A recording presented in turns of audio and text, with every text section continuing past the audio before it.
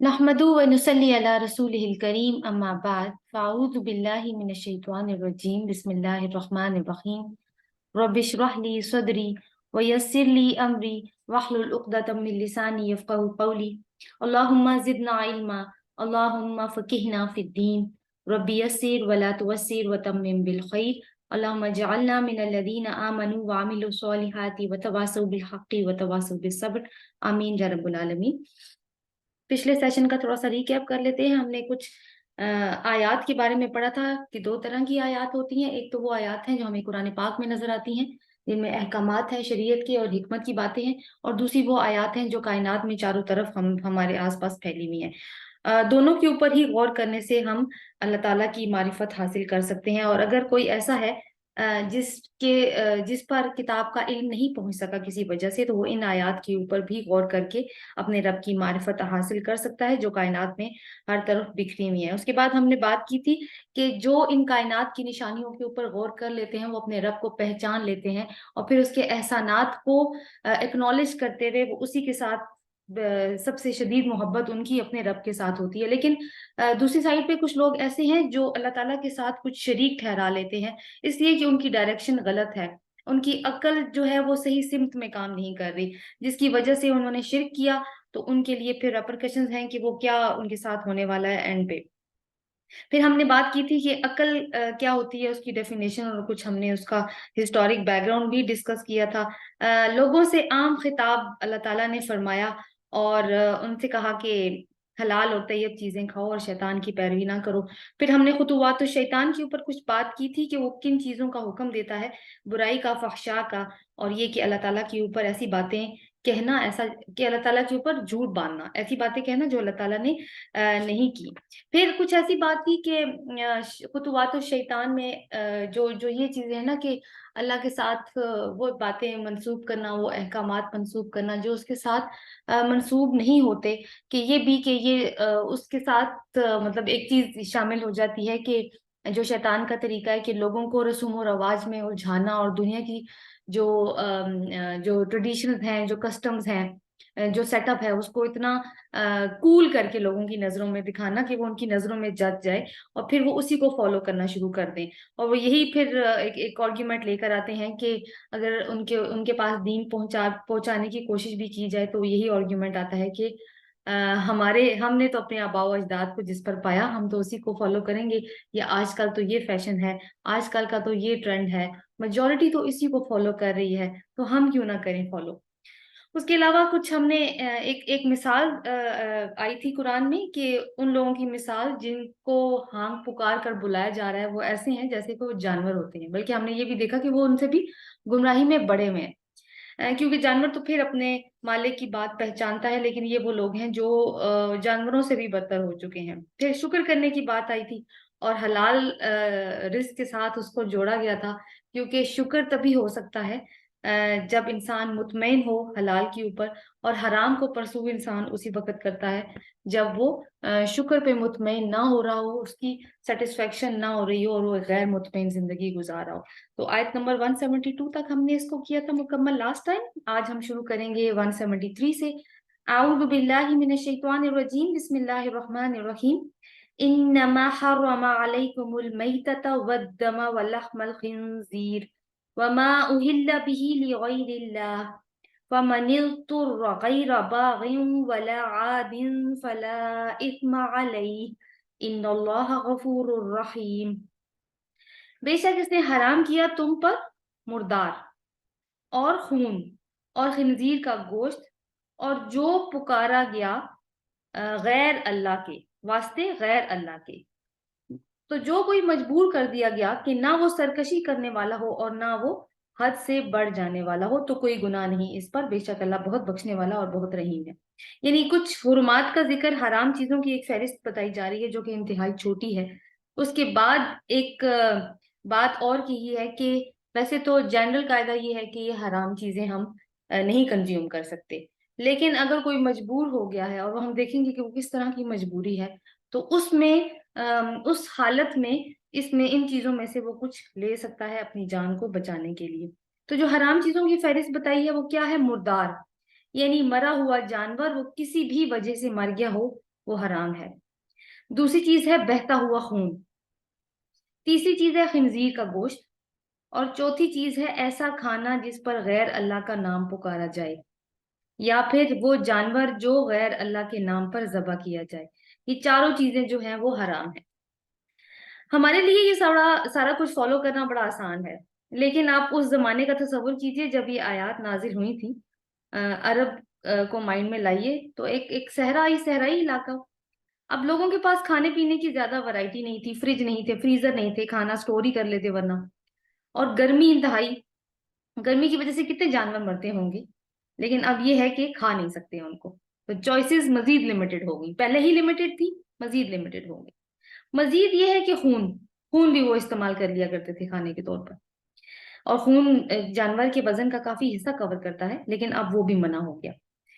फिर देखिए, जहाँ चॉइस पहले से इतनी कम हो वहां अगर खंजीर मिल जाता तो वो खा लेते थे, लेकिन इस पर भी पाबंदी आयद हो गई। और अरब के कल्चर के मुताबिक इनके बुतों यानी लात, मनात, उज़ा, हुबल, इन बुतों के नाम पर जानवर कुर्बान किए जाते थे।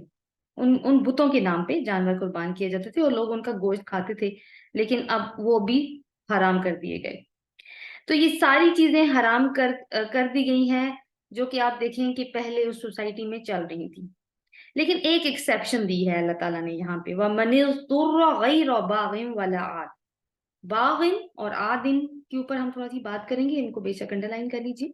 तो जो कोई मजबूर किया गया, मगर ना कि वो सरकशी करने वाला ना हो और हद से बढ़ने वाला ना हो, फला इस्मा अलैहि, तो उस पर कोई गुनाह नहीं।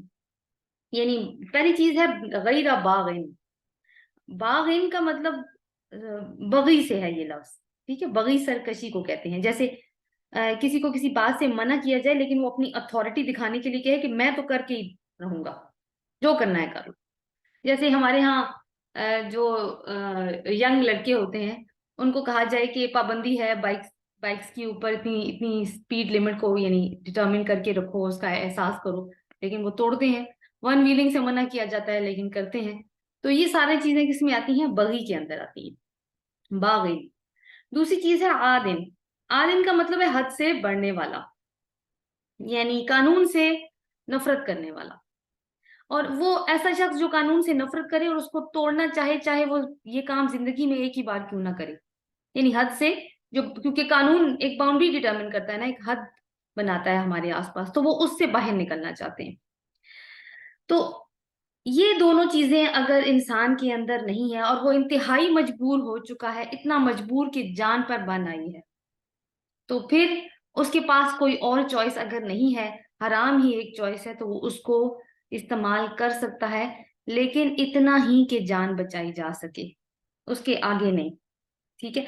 तो ये दोनों, लेकिन उसकी नीयतें नहीं होनी चाहिए कि अब चलो खंजीर सामने आ गया है, हमारे दीन में तो मना है, तो थोड़ा ज्यादा ही खा के देख लेता हूँ कि कैसा टेस्ट है इसका, क्यों मना किया गया। तो इस तरह की क्यूरोसिटी भी नहीं करनी।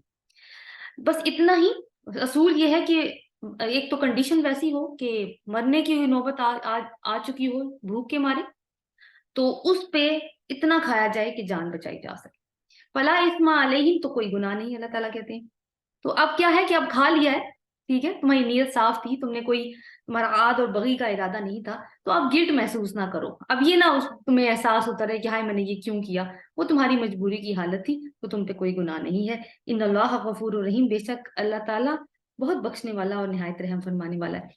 तो देखिए, हराम से दूर रहना और हलाल खाना अल्लाह ताला की मगफिरत को दावत देने के मुतरादिफ है।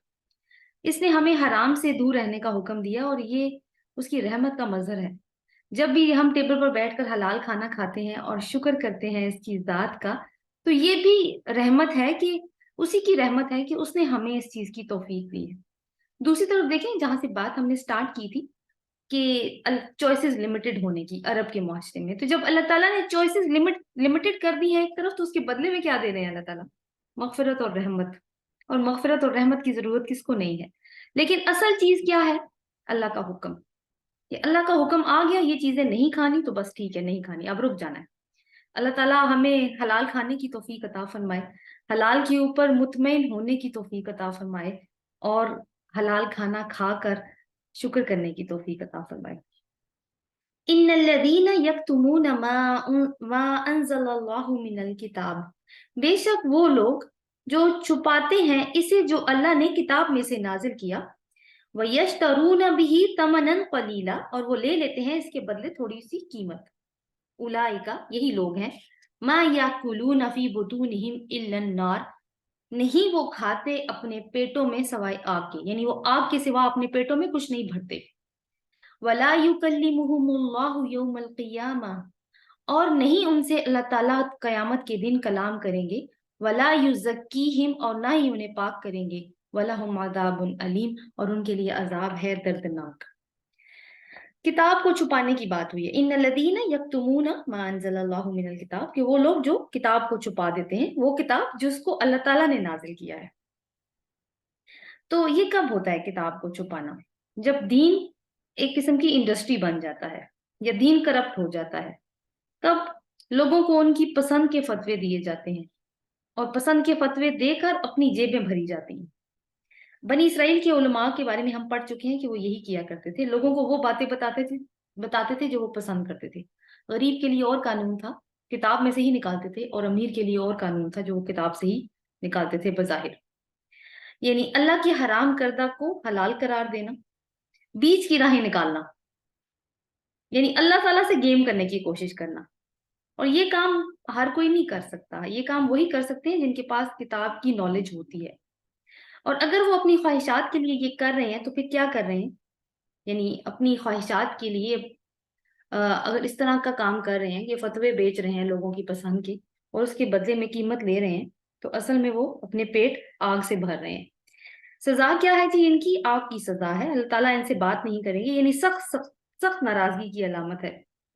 جیسے کچھ بچے ہوتے ہیں نا، ہر طرح کا کیونکہ انڈیویجول ہوتا ہے، کچھ لوگ ہوتے ہیں جو بڑے سینسیٹیو ہوتے ہیں، غلطی ان سے ہو جائے نا تو بڑا گلٹ کا احساس ہوتا ہے ان کے اندر کہ ہم سے کیوں ہو گئی ہے۔ تو جب وہ جیسے ینگ بچے ہوتے ہیں یا تھوڑے سے ایڈلٹ ہو جاتے ہیں بچے، تو جب ان سے غلطی ہو جاتی ہے تو ماں باپ سرزنش کرتے ہیں، ان کو بھی تھوڑا ایک قسم کا کتھارسس ہوتا ہے کہ چلو غلطی کی تھی، ڈانٹ پڑ گئی ہے، یعنی ہم ڈیزرو کرتے تھے اس بیہیویئر کو، اس ری ایکشن کو، سوری، کہ ہم سے باقی غلطی ہوئی۔ لیکن ایک چیز یہ ہوتی ہے کہ اگر آپ نے غلطی کی ہے، آپ کو بہت زیادہ احساس بھی ہے، لیکن کسی نے سرزنش نہیں کی، چپ ہے آگے سے لوگ، ماں باپ جیسے ہیں، انہیں کی اگزامپل دوں گی، باقی تو اتنا حق نہیں ہوتا، یا پھر ہسبینڈ ہے، چپ ہے، کوئی بات نہیں کر رہے، تو یہ بھی ان لوگوں کے لیے جو سینسیٹیو ہوتے ہیں ایک بہت بڑی سزا بن جاتی ہے۔ تو اللہ تعالیٰ نا ان سے بات بھی نہیں کریں گے اس دن، یعنی یہ کہ ہوتا ہے نا کہ بچہ ہم سے بات کرے، ہمیں ڈانٹ دیں، تھوڑا سا ہمارے اندر کا گلٹ دور ہو جائے، نہیں، وہ بات، یہ سخت ناراضگی کی علامت ہے۔ پھر یہ ہے کہ وہ لا تزکیہم، کہ ان کا تزکیہ بھی نہیں کریں گے اللہ تعالیٰ، یعنی پاک نہیں کریں گے ان کو۔ اللہ تعالیٰ نے ان کو کتاب کے علم کا شرف دے کر ان کو پاک کیا تھا، تاکہ یہ لوگوں کو یہ علم دے کر ان کا تزکیہ کریں، ان کو پاک کریں، لیکن انہوں نے تو الٹا ہی کام کیا، تو لہٰذا قیامت کے دن ان کے لیے یہ موقع بھی نہیں ہوگا کہ سزا بھگت کر جنت میں داخل ہو جائیں، کیونکہ یہ بھی تو ایک چانس ہے نا کہ سزا بھگت کر لوگ جنت میں داخل ہو جائیں گے، تو ان کے لیے بہت ہی دردناک عذاب ہے۔ اولئک الذین اشتروا الضلالۃ بالہدی، یہی وہ لوگ ہیں جنہوں نے خرید لی گمراہی بدلے ہدایت کے، یعنی تجارت، ایک طرح کی تجارت کی ہے انہوں نے۔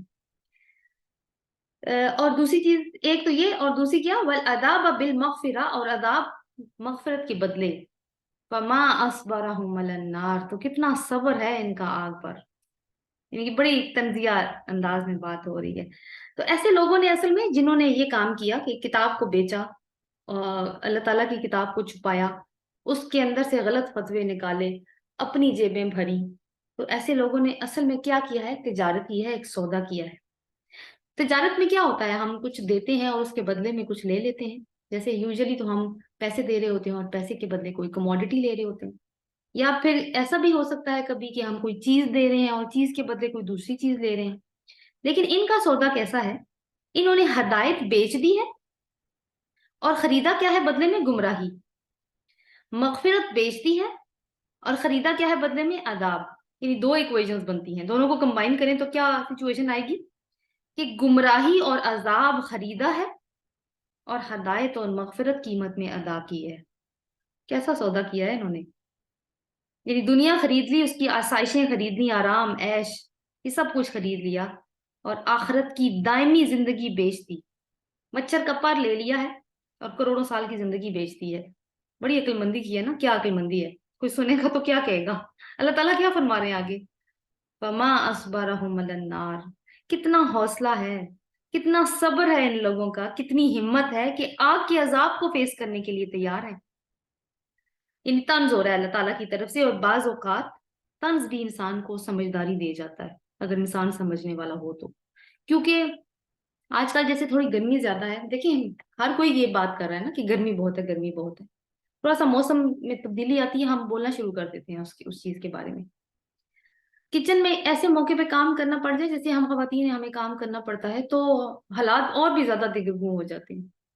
आप देखिए ऐसी सूरत में इनकी अपना सब्र आजमाएं, आग का सब्र आजमाएं, तो थोड़ी देर के लिए आग के ऊपर हाथ रख के देख लें, चले ज्यादा नहीं तो 5 सेकंड के लिए रख के देख लें, कितना सब्र है, आजमा सकते हैं हम अपने ऊपर, अपनी हिम्मत कर सकते हैं। तो ये एक ऐसी हिम्मत है कि अल्लाह ताला की आयत को बेच देना और फिर उसके बदले में आग खरीद लेना। तो ये बात हो रही है कि तुम सोचो इस बारे में कि कर क्या रहे हो। और आगे से उम्मत वसता और उम्मत मुस्लिमा को भी, क्योंकि आप देखिए कि निस्फ जब सूरह बकरा हम तकरीबन कर चुके हैं, तो उसके आगे जो मेन मजमून अब चल रहा है ना, वो उम्मत वसता का ही चल रहा है। तो उसको भी असल बात उन्हीं उन्हीं को समझाई जा रही है। ज़ालिका बिअन्नल्लाह नज़्ज़लल किताब बिलहक, ये बवजह इसके कि अल्लाह ताला ने किताब को हक के साथ नाजिल किया। व इन्नल्लज़ीना इख्तलफू फिल किताबि लफ़ी शिक़ाक़िन बईद, और बेशक वो जिन्होंने इख्तिलाफ किया किताब में अलबत्ता दूर की मुखालिफत में है। यानी अल्लाह की जो नाराजगी ऊपर जिसका जिसका हमने अभी जिक्र किया पिछली आयत में 175 में, और गजब कि उनसे बात भी नहीं करेंगे, इसका सबब क्या है, क्यों वो आग में फेंके जाएंगे? क्योंकि उन्होंने अल्लाह ताला की आयत का सौदा किया। और क्यों किया सौदा उन्होंने अल्लाह ताला की आयत का? देखिए अल्लाह ने तो किताब एक मकसद के साथ भेजी थी कि हक और बातिल, मकसद मतलब हक, नज़ल किताब बिल हक, मैं हक को वो कर रही हूँ अभी डिफाइन, कि हक क्या है, हक के साथ भेजना क्या है, कि एक मकसद के साथ भेजा था। क्या मकसद? कि हक और बातिल को अलग अलग छांट दे, लोगों को राह रास्त दिखाए, इख्तलाफात और झगड़ों को खत्म करे जो जो पैदा हो चुके थे अहले किताब के अंदर। और वो क्यों पैदा हुए थे हम उसका भी अभी जिक्र कर लेंगे थोड़ा सा। तो ये सारी चीजें हक के और गलत और सही के दरमियान फुरकान बन जाए, एक कसौटी बना दे हमारे लिए। और दूसरा ये कि अब देखिए अहले किताब ने तहरीफ करके अपनी किताबों में हक को छुपाया था, तो इसीलिए इख्तलाफात पैदा हो गए। अब उनकी किताबों में ये हाल हो गया था कि पहचान मुश्किल हो गई थी कि हक क्या है और बातिल क्या है, हराम क्या है और हलाल क्या है। तो अल्लाह ताला ने कुरान के जरिए इस तरह के इख्तलाफ को खत्म किया। अब शरीयत वाज़ेह हो गई और अपनी मुकम्मल और सही सूरत के साथ जाहिर हो गई। इसके बाद भी अगर लोग उन्हीं झगड़ों में पड़ गए जिनमें अहले किताब थे, तो ये फिर इनकी बहुत बड़ी बदकिस्मती होगी, यानी शिकाक, यानी मुखालफत और दुश्मनी जो भी है वो। हमारी हालत क्या है अगर हम इसको अपने साथ लिंक करें? अहले किताब जैसी, बिल्कुल के अहले किताब जैसी, जैसी उनकी हालत होगी थी, आज हमारी भी वही हालत है। हो सकता है आपने तालमूद का नाम सुना हो। तालमूद जो है ना, वो एक तो हमें पता है कि बनी इसराइल या अहले यहूद या अहले नसारा की किताबों में एक तौरात है, इंजील है और ज़बूर है। एक उन्होंने ना एक और किताब बनाई है, उनकी फिक की किताब है, जिसको हम फिका कहते हैं, फिक की किताब है, इसको तालमूद कहते हैं। वो इसी को पढ़ते हैं आप, इसी की तालीम देते हैं और इसी को फैलाते हैं। इसके अंदर उन्होंने क्या किया है कि सिर्फ अहकामात को निकाल कर अलग कर लिया है, यानी जायज और नाजायज चीजें क्या हैं, हलाल हराम क्या है, ये सारी चीजें छांट छांट के ना किताब में से अलग कर दी है, उनको ना उस तालमूद में डाल दिया। हिकमत नहीं डाली साथ में। हिकमत क्या होती है? फॉर एग्जाम्पल अल्लाह ताला ने रोजे रखने का हुक्म दिया, क्यों मैं अल्लाह ताला ने कहा क्यों मैं तुम्हें रोजे रखने का हुक्म दे रहा हूँ, लाल्लकुम तत्तकून, ताकि तुम मुत्तकी बन जाओ, तुम्हारे अंदर तकवा की क्वालिटी पैदा हो जाए, तुम अपने आप को बचाने वाले बन जाओ, बच बच के जिंदगी गुजारने वाले बन जाओ, इसलिए मैंने तुम्हें रोजा रखवाया। हिकमत है ना, रैशनैल दे रहे हैं अल्लाह ताला हर चीज के पीछे कि क्यों मैं ये तुम्हें काम करवा रहा हूँ। इसी तरह नमाज में तुम्हें क्यों पढ़वा रहा हूँ, इन्फाक क्यों करवा रहा हूँ मैं तुमसे, ठीक है, तो ताकि तुम्हारे अंदर ये क्वालिटीज आ जाए। अब अगर ये चीजें साइड पे कर दें और सिर्फ ये नमाज पढ़ो, रोजा रखो, ये काम करो, वो काम करो, तो उसमें क्या होगा कि आप इंटरनली मोटिवेट नहीं होंगे काम करने के लिए।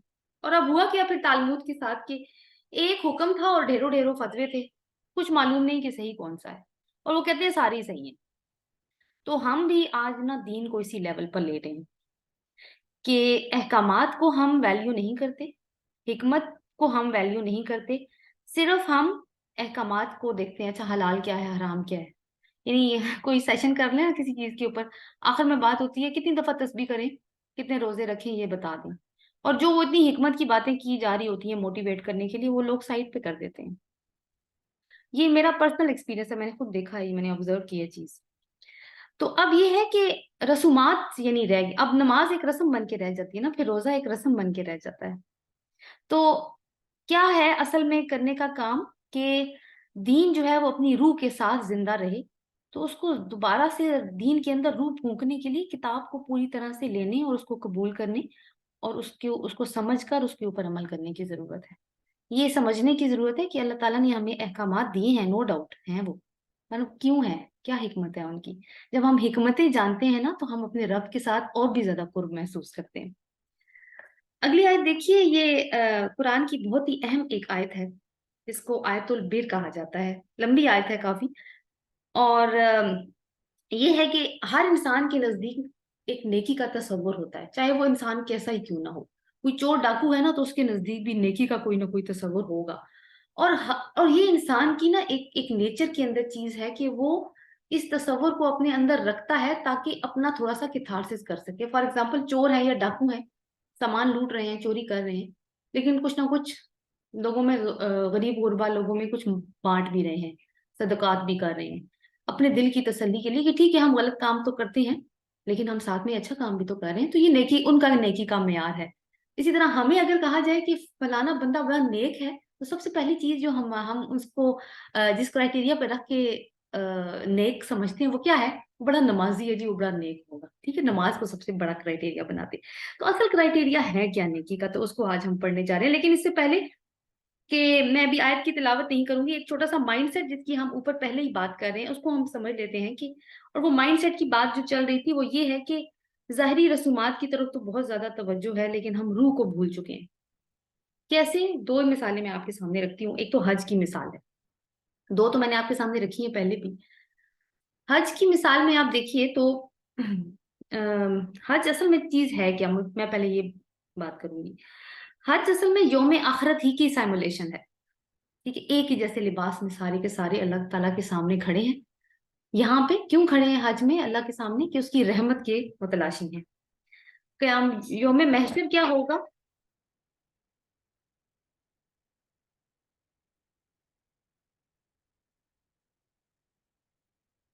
آخرت کے دن کیا ہوگا؟ تب بھی تو یہی ہوگا کہ سارے کے سارے ایک میدان میں جمع ہوں گے اور اللہ تعالیٰ کی رحمت کے متلاشی ہوں گے، اس کی طرف دیکھ رہے ہوں گے کہ پتہ نہیں کیا فیصلہ ہونے جا رہا ہے. پھر آپ لباس بھی دیکھیے کہ ہمیں وہ کفن کو، اور اس کے دوسری طرف دیکھیے کہ احرام کے کلرز، اور ساتھ میں وہ چادروں کا کانسیپٹ، یہ سلا ہوا لباس نہیں ہے دونوں طرف. لیکن اب کیا ہے کہ توجہ کس بات کے اوپر زیادہ ہو رہی ہے کہ یہ احرام میرا ٹھیک ٹھاک ہے، اس میں تو کوئی مسئلہ نہیں ہے. ہجر اسود کو میں بوسہ نہیں دے سکی، وہ بڑا ہی مسئلہ ہو گیا بھائی. مقام ابراہیم پہ نوافل پڑھے ہیں یا نہیں پڑھے؟ نہیں جی، جگہ ہی نہیں مل سکی، یہ بھی ایک طرح کی ایک اور مسئلہ ہو گیا. یعنی یہ یاد ہی نہیں ہے کہ اصل میں یہاں پہ کیوں آئے ہیں، کس چیز کی یاد ہمارے دل میں ہونی چاہیے، اسی چیز کی یاد کے ساتھ، اسی چیز کے احساس کے ساتھ. اور پھر یہ کہ حضرت ابراہیم علیہ السلام کی یاد کہ ملت ابیکم ابراہیم، کہ یہ تمہارے باپ ابراہیم کی ملت ہے اور وہ ان کی ملت کو ہمیں فالو کرنے کے لیے کہا جا رہا ہے. لیکن کیا ہے کہ رسومات پہ زیادہ توجہ ہے. پھر آپ دیکھیے کہ جو جیسے وقوف عرفہ ہے یا مزدلفہ میں رات گزاری جاتی ہے تو لوگ صفائی کا بھی بالکل بھی کوئی خیال نہیں رکھ رہے ہوتے. تو اس کا مطلب ہے نا کہ صرف ظاہری رسومات کی ہمارا وہ جو رکن ہے وہ پورا ہو جائے، بس اسی چیز کے اوپر توجہ ہے. تو ایک تو چیز اس میں کہ اس میں بھی ہم نا روح کو بھول چکے ہیں. پھر نماز کی اگر بات کریں تو جیسے ہوتا ہے نا کہ کئی دفعہ شاید میں بھی، آپ نے بھی ایکسپیرینس کیا ہو، میں نے بھی کیا ہے کہ ہم اکٹھی نماز پڑھے ہو نا تو سلام پھیر کے کوئی خاتون کہیں گی یا کوئی حضرت کہیں گے دوسرے کو کہ آپ نے نماز ٹھیک نہیں پڑھی، آپ کی نماز میں یہ کمی تھی. بھائی سوال تو پھر آگے سے میں آپ سے یہ پوچھوں گی نا کہ آپ اپنی نماز، آپ بھی نماز پڑھی تھی، میں بھی نماز پڑھی تھی، تو آپ اپنی نماز میں کیا کر رہے تھے؟ مجھے دیکھ رہے تھے. تو کیا آپ کو اپنی نماز میں کیا اللہ کا کون سا ذکر کیا؟ پھر آپ نے، آپ تو پوائنٹ آؤٹ کرنے میں لگے ہوئے تھے. تو یہی حال ہو گیا ہمارا کہ جو اسلام کے ایمبیسڈرز بھی ہیں نا، ساری کی ساری زندگی اسی چیز میں نکل جاتی ہے کہ یہ جو اس طرح کے مسائل ہیں، رفع دین करना है या नहीं करना, और कुफर के फतवे तक लग रहे हैं कि जो नहीं करते वो काफिर हो जाते हैं। फिर ये है कि तरावी के की तादाद कितनी है, वितर कितने पढ़ने चाहिए, हाथ किधर बांधने चाहिए, तो इस तरह की चीजें। तो क्या है इसके अंदर, रूह खत्म। यानी जो चीजें प्रायोरिटी पे होनी चाहिए उनका उनको प्रायोरिटी पे नहीं रखा हुआ, लेकिन वो चीजें जो सानवी हैसियत रखती हैं बल्कि उससे भी थोड़ी सी नीचे आती हैं, उनको हमने सारे का सारा दीन समझ लिया। तो ये जो आयत अभी हम पढ़ने जा रहे थे, बड़ी तमहीद बांधने का जो मकसद है वो यही है कि ये जो आयत हम पढ़ने जा रहे हैं ये इस मेंटेलिटी को क्रश करती है और एक तवाजुन देती है हमें कि हमने किस चीज को कितनी अहमियत देनी है। और फिर यह है कि जब हम इस आयत को पढ़ते हैं तो हमारी जो सोच है, हमारा जो माइंड सेट है ना, वो रिकंस्ट्रक्ट होता है। यानी उम्मत वसत को नेकी में किस तरह का तवाज़ुन रखना चाहिए। अभी आयत पढ़ लेते हैं। लैसल बिर्रा अन तुवल्लू वुजूहकुम क़िबल अल मशरिक़ि वल मग़रिब। ये नहीं है, असल में बात यह है कि नेकी सिर्फ ये नहीं है कि तुम अपने चेहरे मशरिक और मगरिब की तरफ फेर लो। यानी ये भी नेकी है, लेकिन ये सिर्फ नेकी नहीं है। ठीक है, ये नेकी जरूर है मगर सिर्फ ये नेकी नहीं है। मशरिक और मगरिब की तरफ फेरने का क्या मतलब है, ये भी हम देख लेते हैं। यानी जहां पे हम सजदा करते हैं, वलाकिन्नल बेदा, और लेकिन नेकी तो ये है, मन आमना बिल्लाही, जो ईमान लाए अल्लाह पर, वल यौमिल आखिरी वल मलाइकति वल किताबी वन नबिय्यीन, जो ईमान लाए अल्लाह पर, आखिरी दिन पर, फरिश्तों पर और किताब पर और नबियों पर। एक तो ये चीज आपने याद रखनी है, सबसे पहली ईमान। दूसरी चीज क्या है, व आतल माला अला हुब्बिही दविल कुर्बा वल यतामा वल मसाकीन वब्न सबील, और वो दे माल उसकी मोहब्बत में कराबतदारों को, यतीमों को, मिस्कीनों को और मुसाफिरों को, और वसाइलीन व फिर रिकाब, सवाल करने वालों को, और गर्दनें छुड़ाने में। यानी माल खर्च करना, कहाँ कहाँ खर्च करना है उसका एक सीक्वेंस दे दिया गया है। फिर क्या है, व अकामा सलात व आत आत ज़का, और नमाज कायम करे और जक़ात अदा करे। फिर क्या करे, वल मूफून बिअहदिहिम इज़ा अहदू, और जो पूरा करने वाले हैं अपने अहद को जब वो अहद करें। वस्साबिरीन फिल बअसाइ वद्दर्राइ व हीनल बास, और वो जो सब्र करने वाले हैं तंगदस्ती में और तकलीफ में और जंग के वक्त। उलाइका लज़ीना सदकू, यही वो लोग हैं जिन्होंने सच कहा। उलाइका हुमुल मुत्तकून, और यही वो लोग हैं जो मुत्तकी हैं। तो लईसल बिर्रा से स्टार्ट करते हैं। सबसे पहले हम यहाँ से बात, और मैंने आपको कहा था कि इसका तर्जुमा तो यही लिखा हुआ मेरे पास भी कि ये नेकी नहीं है या नहीं है ये नेकी। असल में ये चीज है, इसमें ना हसर का मजमून पाया जाता है। हसर का मजमून समझने के लिए मैं आपके सामने एक मिसाल रखती हूँ, आपको फौरन बात समझ में आ जाएगी। मैं कहती हूँ कि अहमद डॉक्टर है, ठीक है, तो आपको पता चल, आपके माइंड में ये बात आएगी कि अच्छा अहमद डॉक्टर है, और मे बी और भी डॉक्टर, और भी लोग डॉक्टर हो सकते हैं।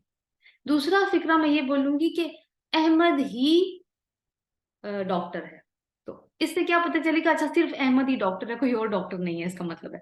ठीक है, तो यहाँ पे ये है कि लईसल बिर्रा, यानी नेकी ये नहीं है, बल्कि क्या इसका होगा कि नेकी सिर्फ ये नहीं है।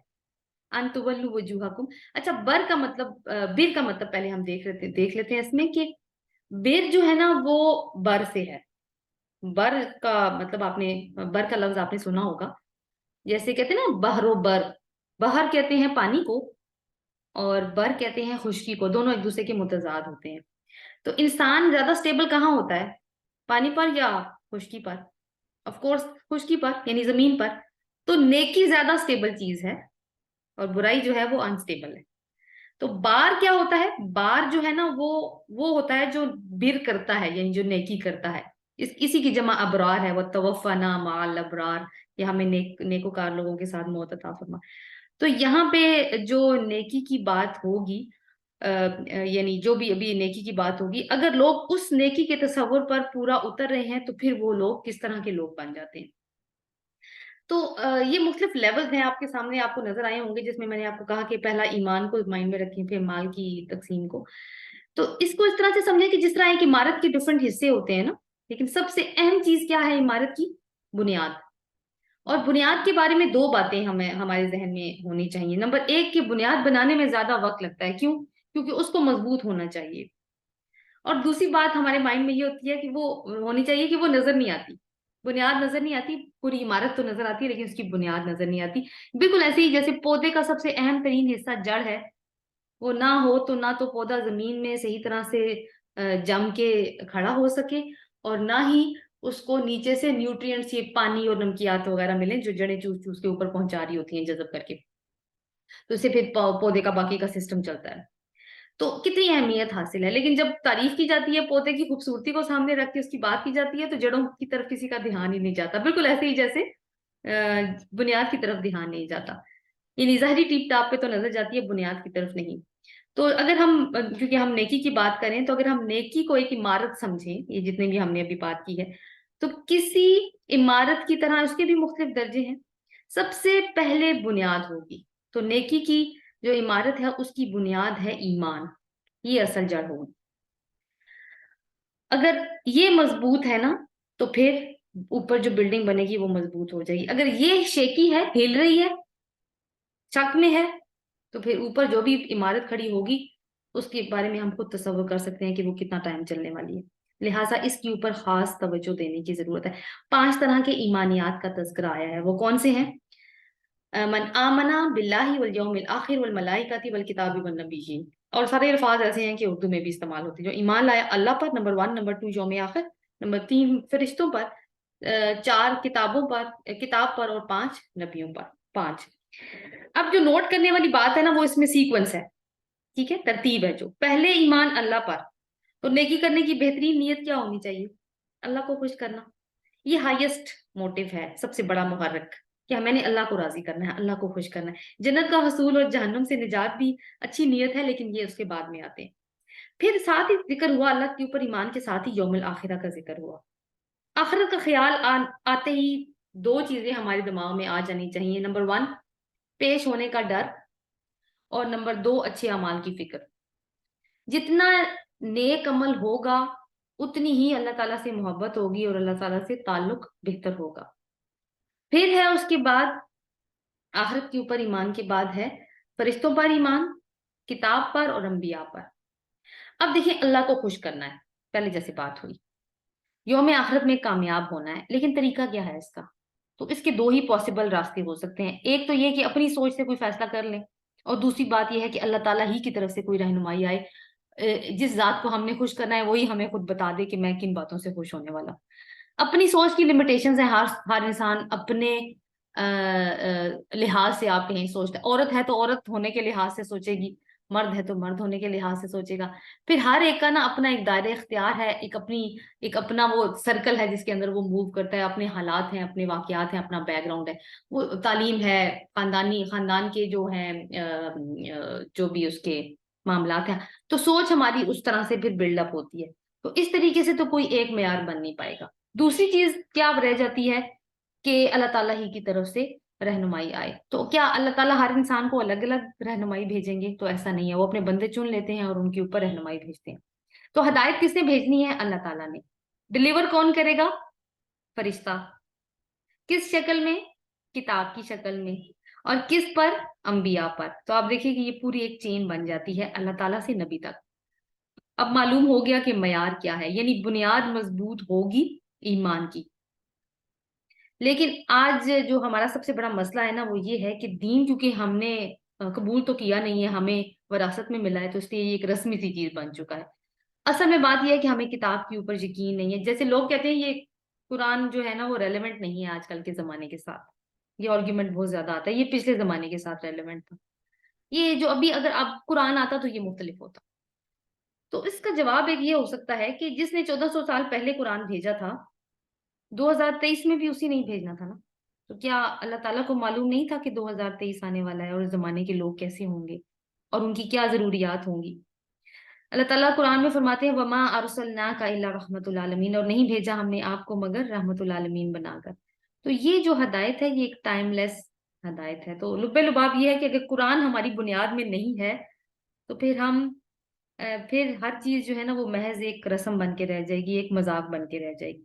ایمان ہمیں 2 طرح کے ایکسپیرینسز یا تجربے دیتا ہے. ایک روحانی، جس میں ہم دیکھیں کہ جس میں ہم اللہ تعالیٰ سے محبت، اس کا قرب، اس کا ڈر محسوس کرتے ہیں، قرآن سنتے ہیں، پڑھتے ہیں، رو پڑھتے ہیں، جنت کا ذکر سنتے ہیں، خوش ہو جاتے ہیں، مسکراتے ہیں، اور ایک ہے عقلی تجربہ جس میں ہم حقائق کو سمجھتے ہیں اور پھر اپنے عمل کو درست کرنے کی کوشش کرتے ہیں۔ تو اگر ہماری عقلی بنیاد میں کوئی شک ہے تو اس کا مطلب ہے کہ پھر بنیاد مضبوط نہیں ہے، بنیاد کمزور ہے، اور مضبوط جو ایمان ہے اسی سے پھر مضبوط عمارت اوپر بننے جا رہی ہے۔